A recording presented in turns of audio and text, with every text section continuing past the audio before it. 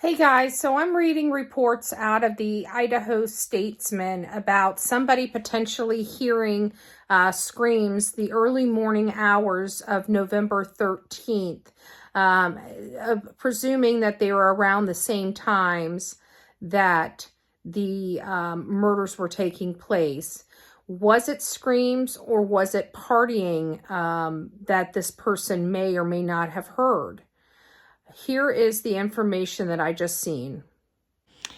So here is an article that came out from the Idaho Statesman. This is regarding the Idaho 4, the university murders. If people are just tuning in, the university murders are the murders of Xana Kernodle, Ethan Chapin, Maddie Mogan, and Kaylee Gonsalves. They were in their off-campus housing in the early morning hours of November 13th, 2022. They were brutalized in their sleep with an assailant and a knife. So far, there's no named suspects and nobody has been arrested in this crime. As this is rolling out past a month, more information is starting to become available. People are speaking out. And here is one of the neighbors in this article that is basically stating that he believes, as he was dozing off in the early morning hours, that he thought he heard screams coming from the vicinity of his neighbor's home, i.e. the murder home. This is where the Idaho 4 died. And he couldn't make it out whether it was actual screams or partying sounds. So he went to bed. And then we find out there is more information in the comment sections related to this Idaho article from the Idaho Statesman. And in that article, it stated something about a black luxury SUV parked 3 spaces down from the girl's home in those early morning hours.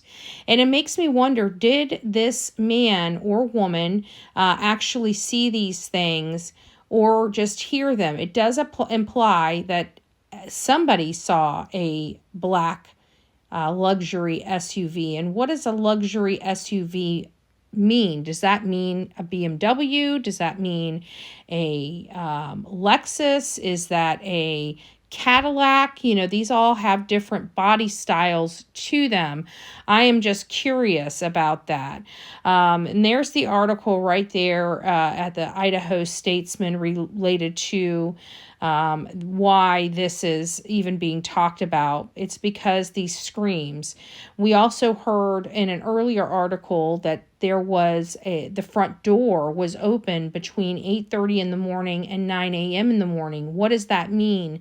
Could that potentially mean that the assailant came out the front door? The roommates had stated that they were asleep until late morning, right about the time that they had called law enforcement. So let me know your comments and your thoughts about this. God bless you. Now that you heard that, what are your thoughts? I'm curious because this is information that we did not have previously about this particular case. What I find alarming is that 4 people were brutally murdered inside their off-campus housing, and essentially nobody heard a thing in and around that community.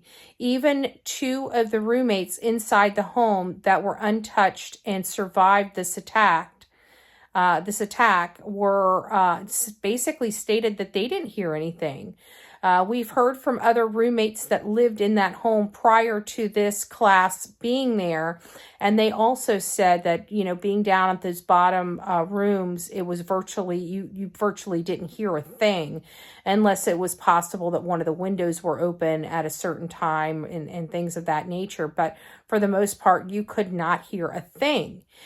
So, you know, but the upstairs is wood frame, and there's a lot of other wood frame properties out there. And how did nobody in and around this community not hear or see anything? We looked at the windows. The windows didn't have a lot of window coverings on them, not like blinds or anything like that. It looked like, you know, people could see in pretty well if they tried.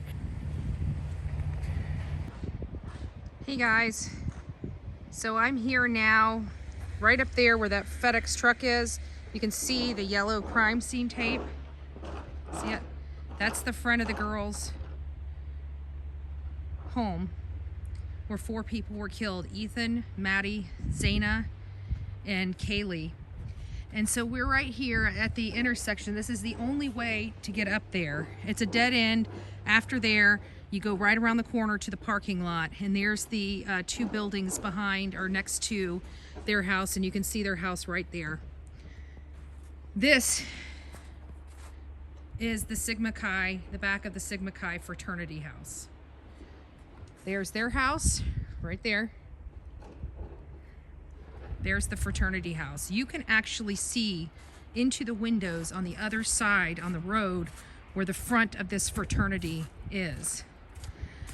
This is also something I noted about the Sigma Chi fraternity house.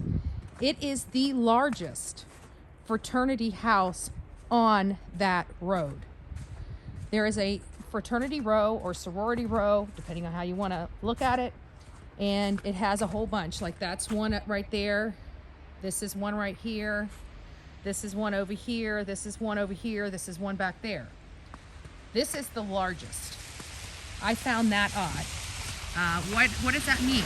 It means that there's more Sigma Chi fraternity brothers than any other fraternity house on this row. That's how close they are, right there. From that sign right there, right? And you're right there. That's it. Pretty interesting. That close. And what I did note is that some people have been indicating there is a possibility of it being associated with one of these fraternities. There was an incident that happened at this specific fraternity, Sigma Chi, 3 a.m. on November 13th. Right? But could it be a number of these? I mean, all these sorority houses or fraternity houses, it could be a number of these. Lots of personalities, lots of alcohol, young kids, anything could happen. However, me personally, I believe it's something a little more. But I did want to provide you guys the perspective.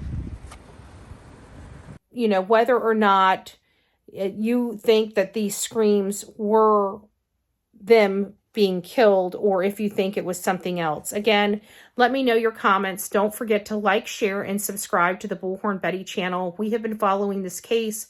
We actually put boots on the ground out there in Mascow, Idaho. Just got back from that, and you know, our hearts bleed for these families that are affected. This is something horrible that couldn't have happened to better families. I mean, this was just a travesty for everybody involved. And right before the holidays, my heart bleeds for the families. We want to send our condolences to the family and friends of the victims here. And God bless each and every one of them. Stay safe, guys.